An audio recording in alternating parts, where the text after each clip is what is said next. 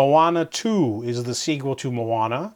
I don't have a review of the first Moana film because it came out about a year before I started this channel. But this is, I heard like bad things about this movie. People were saying it sucked and it was not that good. And I watched it about a month after it was released, and it was okay. You know, sometimes you just want to turn your brain off and watch a pleasantly animated, simple adventure, and that's what Moana 2 is. It's definitely a little bit more like Frozen 2, where it's like a superfluous sequel with main characters just doing an adventure with really weak villains and just sort of doing things. And this movie definitely feels like that.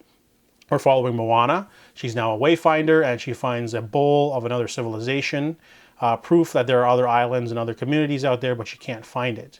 However, during a special ceremony, she's given a vision by her ancestor to find and break a curse.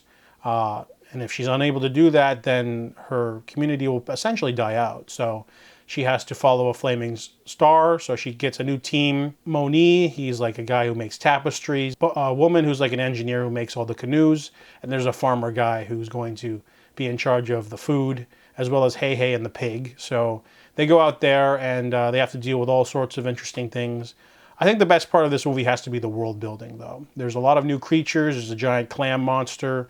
There's like these fish creatures. There's a blobfish. There's sea snakes, and there's another one in there. There's a centipede or something. All sorts of cool, crazy creatures. More gods. The villains are really underdeveloped. There's like a guardian character who has a song. Not that interesting. And then we only get a small view of another villain. He's mostly a cloud. Maui's back, but he's barely in the movie. A couple anachronisms too. Anachronism jokes. I didn't like those. And the songs are definitely not as strong this time around because they were not written by Lin-Manuel Miranda. He's doing the songs for Mufasa, the Lion King prequel, so he couldn't do double duty, so the songs this time are a little bit generic.